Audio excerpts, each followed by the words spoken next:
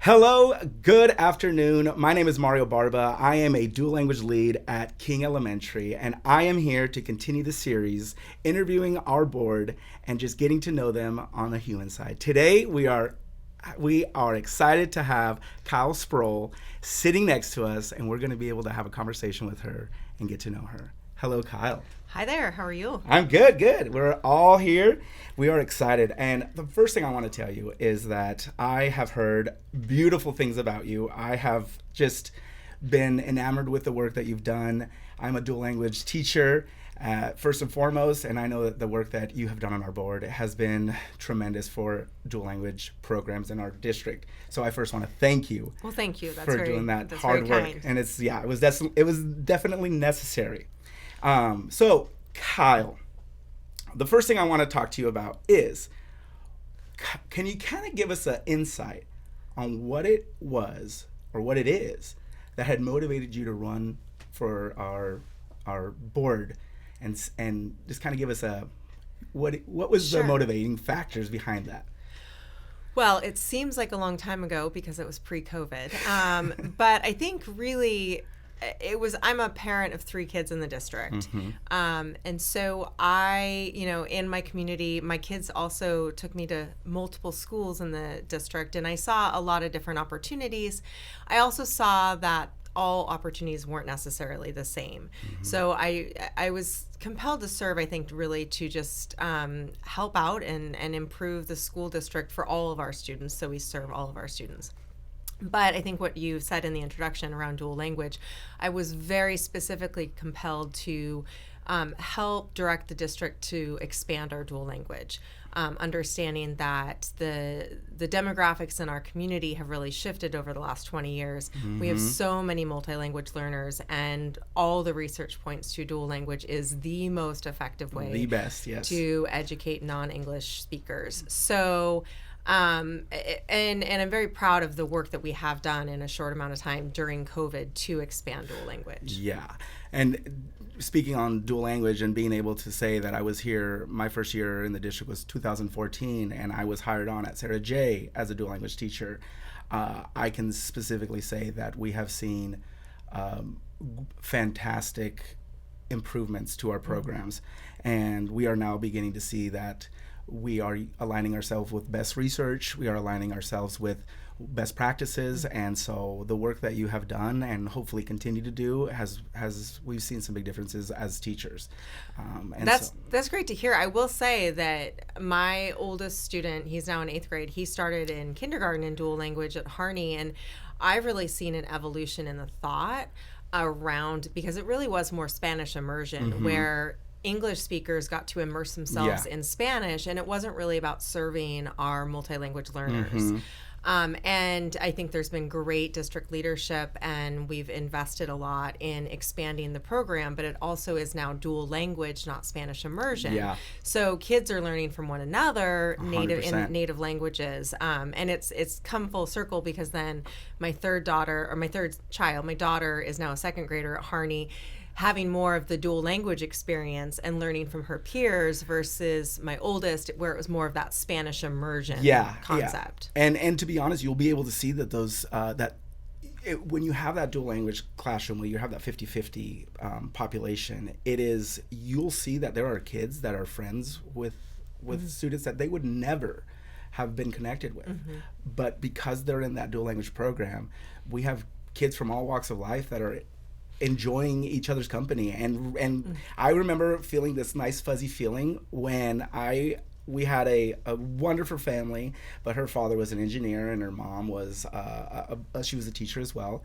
And then I had my other student who her mom was a stay-at-home mom and her dad worked as a mechanic in an apartment. And I remember hearing that they were going to have a sleepover, and they were so and the engineer daughter was so excited, because she was like, she shares a room with her sister. And in any other world, that would be like, oh, you have to share a room? You don't get your own room? But she was stoked to be able to see that. And so just being able to see that is like what they're experiencing is like, oh, this is why dual language is so great. It really does bring kids together, and I think that it's a shared learning experience, of course, because my daughter has classmates who are also looking to learn English, but she's there to learn Spanish. And I think that just shared journey of learning together 100%. is really powerful. Yes. And they are, I think building relationships that she wouldn't necessarily otherwise have. I have to give a shout out to the dual language building leads as well, because our dual language programs are successful because they're such strong school communities, and I mean they are destinations that you want to go to the events and so. And you want to. Sorry, I'm going on. I'm so passionate about dual language. I love it. I love it, and we can. And that's the thing is that we're trying to get to know you, and I'm over here trying to talk to you just about dual language. So we'll continue. So speaking of continuing, I feel like I've been a part of Vancouver Public Schools for years and years and years. I don't know what your day-to-day looks like. I don't know what a board member's day looks like, or what responsibilities you have. Can you give us just like a little snapshot of what that looks like? What are your day-to-days? I would say that it's not as much day to day as week to week. I think that every day is different. And some days it's a matter of I spend 20 minutes checking an email. Some days I have committee meetings. I'm on the budget committee. I serve as an ex officio member for the Foundation School Board. I'm on the community advisory committee. And then in addition, we have 3 public board meetings a month, and then we might have some internal check-ins. So I would say I probably have 6 to 10 meetings a month. And then in addition, I'm out in schools as much as possible. I have a flexible work schedule, so I usually try to do at least one a week. Awesome. And it's, it's great, one, to connect with the building leaders and meet the teachers. But it's also, I think, in all of our decisions, even if it's a contract about new play equipment at a playground. I think if you can really visualize the school and you can connect with just seeing the kids in that building, it's easier to really make those decisions and feel great. Because we're removed from a lot of the actual contracts but I think the more that we're able to be in the schools and have that connection, it helps. And to be honest, being present and just people being able to connect the face to the name and being able to see that you are invested and that you are making your rounds and you're trying to be that presence in our buildings. That's 100% what I know teachers are all about.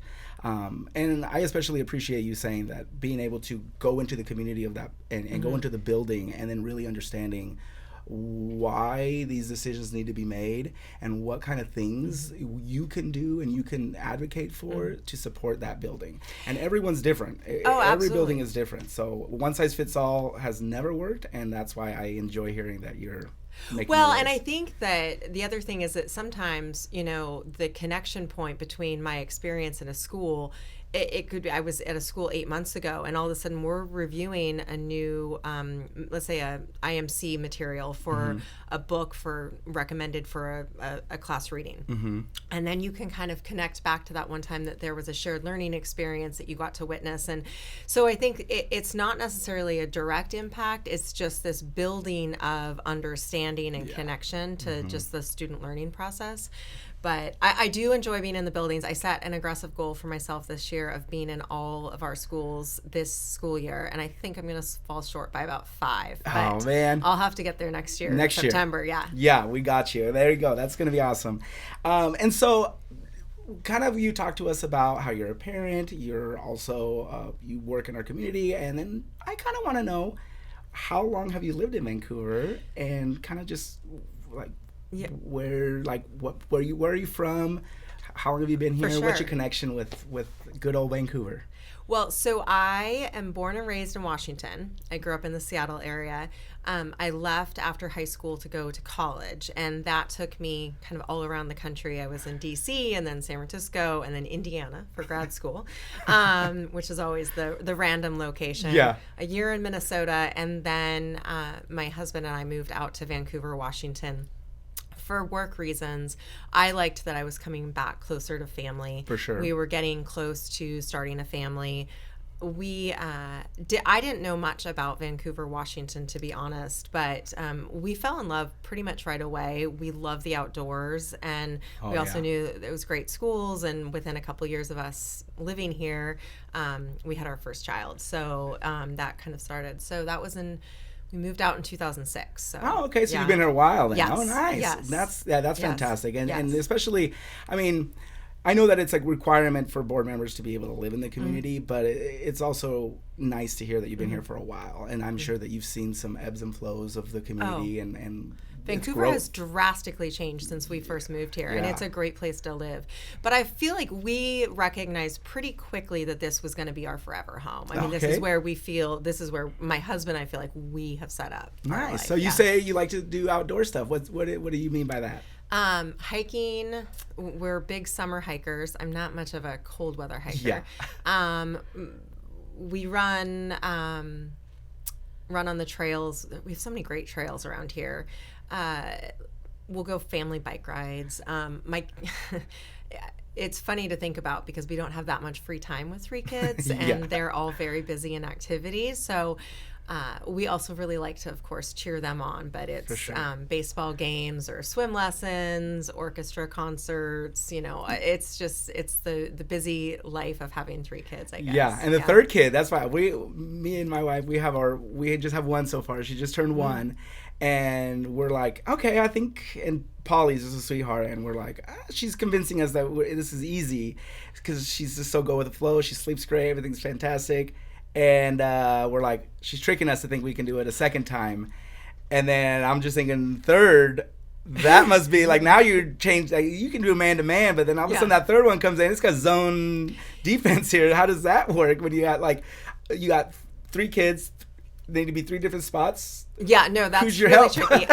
We also don't have any local family, so that is the biggest trick. But I will say the first children, I feel like oftentimes are easy, just so you do get tricked into they convince multiple. you. But it's no, easy. it's a lot of juggling, and my husband and I work it out. But it's carpools and making friends with team members and. We make it work. Thankfully, our kids have a lot of overlapping activities. Yeah. So they all play baseball. So we're at Luke Jensen Sports Park all the time. All the time. That's your home right now. Yeah. I hit my first home run, and I was a 3rd grader. My mom went to every single one of my games. The only game she missed that year was the one that I hit my home run in. And she to this day is like, my sisters were there, and they called her like, but hey. It happens sometimes. There was the second game of the season this year. I was in a board meeting, and all of a sudden my phone is like blowing up with texts like, oh, no. 2 RBI double, 2 RBI double, and But, yeah. Hey, the work that you're doing here is important, but man, nothing's more important than being a mom. I feel so. But that's awesome. So okay, hikes on trails. Can you tell us like what are some other things you love to do here in Vancouver? So, I mean, we love going out to eat. There's so many great restaurant spots down on the waterfront, just going out, like the parks facilities, walking along the waterfront trail. We like going up to the mountains, so up to Mount Hood, out to Hood River, the Fruit Loop. So fantastic. Just a lot of day trips. The closest family we have is in the Tigard area, so we'll kind of connect with them, on the weekends or Central Oregon. We are skiers too, so in the winter we'll be up the mountains. Nice, good. That's fun. Yeah. What's your favorite restaurant around here? Well, I'm really excited to try. We're big fans of Amaro's Table ever since they opened, and those ricotta donuts. Yes, I'm like, I want like 30 of them. Just give them to me. Yes, and the owners are so sweet, and they just opened a new breakfast spot. I saw that. It's where La Pella's was, right? Yes, over in the yes. Grand Central Station. So that's on my wish list, but I can't get reservations yet. So not yet. Maybe you have to flex the board membership. Yeah. Like, hey, I'm a part of the board. Come on, I'm doing things for your community. Come on, no. That's awesome. No, I love Amaro's Table too. I'm like those, and their fried chicken is like to die for. I am number one. So I kind of want to know. You've been in this for about 3.5 years. You're rounding out your 4th year next year. What has been an experience that you're like, oh my, this has been the highlight of my time, my service. This has been the best time for me. Well, I think if it's really capturing like one moment, it would be the first day of school, fall of 2022. It was as soon as I was sworn in December 2019, and within a few months, everything shut down. And then we were navigating a fairly new board and then a leadership transition all during COVID, and everything just, it was a roller coaster ride. And so the first day of school in fall of 2022, I think it was August 30th, it was so exciting because it was the first time that school felt real again and normal again. Yeah. And it was also the first time as a board member I got to welcome students on the first day of school. Yeah. So I went to, I think, 5 different schools. So I'm not going to say that's, the most successful day, but it felt like everything was coming back together. Yeah, I agree. That I mean, when March 13th hit, 2020 hit, that was, I mean, I don't think I anticipated what it was actually going to mean. Like, I didn't know. I don't think anybody knew what that was going to look like from that point on. And it's teachers and building leaders and district leaders, we went through it. And like we were, and we got some questions that needed to be answered that were tough. That they were. We needed the community to help us answer them, and it was a tough time. And I think that August 30th of 2022, just this last year, that I remember feeling like goosebumps when the kids were coming back into the building. It felt like it was like a new beginning almost. Yeah. And it was going to be a real school year. 100%. And I know for my own children, I mean, I wasn't prepared to have 3 kids doing Zoom in my living room while I work from home. And the first week, everyone was so excited because, we were off from school. Yeah. And there was novelty there. But it was so quick by the time my kids were starting to miss it. And I think it demonstrated to me it's much more about than the coursework. It's about just that connection. Oh, yeah. And so I think watching, not 50% of the cohort, but the whole school coming together and hearing all the kids laughing and celebrating, seeing their first brand day of new school. shoes Yes. and their brand new backpack, and it just seemed like Yes. that's what school should be about, right? Yes. Like kids coming in and showing off their gear and being excited. It was just like, And the other fun thing is that everyone was excited to be there. Yeah. Right? And so, in past years, probably we take it for granted. I'm like, oh no, summer's ending. We have to go to school. Yeah. But now it's like, we get to go to school and it's going to be a real school year. Yeah. And it honestly, you felt like, especially me, like I felt like, okay, I got a lot to be thankful for now. Yes. Like I know what it could be, and that was not fun. Right. And I'm going to, even your hardest days are better than what we were experiencing on Exactly. Zoom. So I agree with that. All right. So Kyle, kind of going ahead, I want to kind of pick your brain on like what your goals are for our district. You've already done so much for our dual language program and for other programs in our district, and just making sure that all kids get served and have the ability to learn in a place that they belong. Can we go ahead 10 years, or even if you want to go 15 years? How would you see the future and say, I did a great job. I did my due diligence. I served to my full potential because you see XYZ?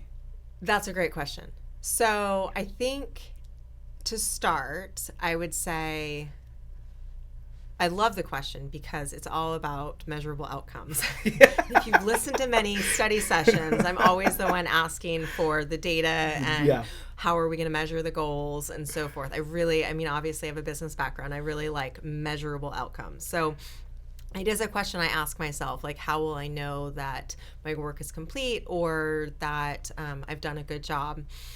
So there's some specific programmatic kind of initiatives I'd like to see, but I think big picture, the goal is really that student demographics are not going to determine student outcome. So I think until that's a truth, that all of our students can be successful in our system, regardless of where they've come from or their experiences or their demographics, they'll have opportunities to be successful. So that's kind of, I would say, the gold standard benchmark. And I think that, there's a lot of work to do to get there, and systems are hard to change, and we don't have full control. A lot comes from the state legislature and funding and so forth. But I would say that's kind of the long-term goal for myself, is that student outcomes aren't dependent on demographics, yeah. or situational experiences. For sure. I think in addition, I would want that our students, all of our students, feel like successful learners when they're in our buildings. So they show up to school and they're supported and they're motivated and inspired to be strong learners, lifelong learners. Yeah. Those are not as easy to measure, of course. For sure. One initiative that I know that would be very easy to track, I think the continued expansion of dual language. We have grown in the K through 5, and we are looking to establish those programs in 6 through 12. We have programs, but just growing those and having more of a through line. Yeah. And also the fact that there has been consolidation, so multilingual multi-language learners and dual language is under the same umbrella now, which I think is such a strong development. But I think what I'd really like to see is, as we continue to looking at dual language from a very broad lens, is it goes back to the equity policy, which is serving the students we have and serving students to their needs. So yes, 100%. So I'd like to see dual language continue to grow, and I will feel very proud of that. Oh, I'm excited to have you on our board, and I know that your time of service is ending, but I'm hopeful that you're gonna come back and continue working with us and being an advocate, because it is something that I also believe fully in.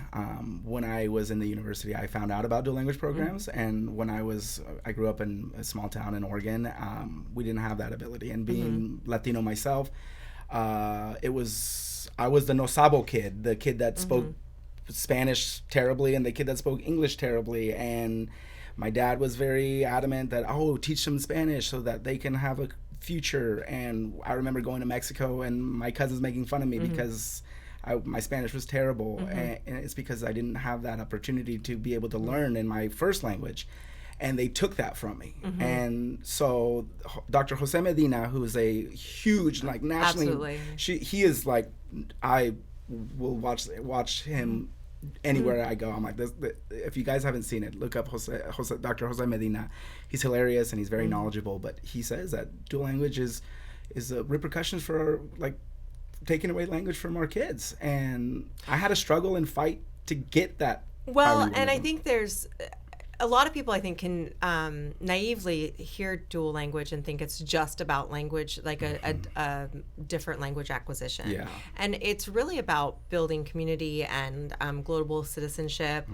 If you look at who's coming into Vancouver and the changing demographics of Vancouver, I mean, do we want to be all these individual fragments, or do we want to be a cohesive community? Exactly. So if we educate children with on the premise that they are coming together to learn together and learn from one another, I mean, I think it really helps bridge those gaps. I mean, 100%. my 8th grader, he has had so many new students, Afghani, he's had Ukrainian, and they've all come in mid-year with limited language skills, but it's about immersing all the students together to grow from one another. And I think that that's been such a rich experience for my son. Yeah, 100%. So, I mean, I think dual language is much more than just, native Spanish speaker learning English or native English speaker learning Spanish. Dual language is really about bringing our community together. 100%, and that's why I think we believe in it so much, and I appreciate you just shining light on those programs. It's huge, and it's a different feel from when I started. So I just am excited.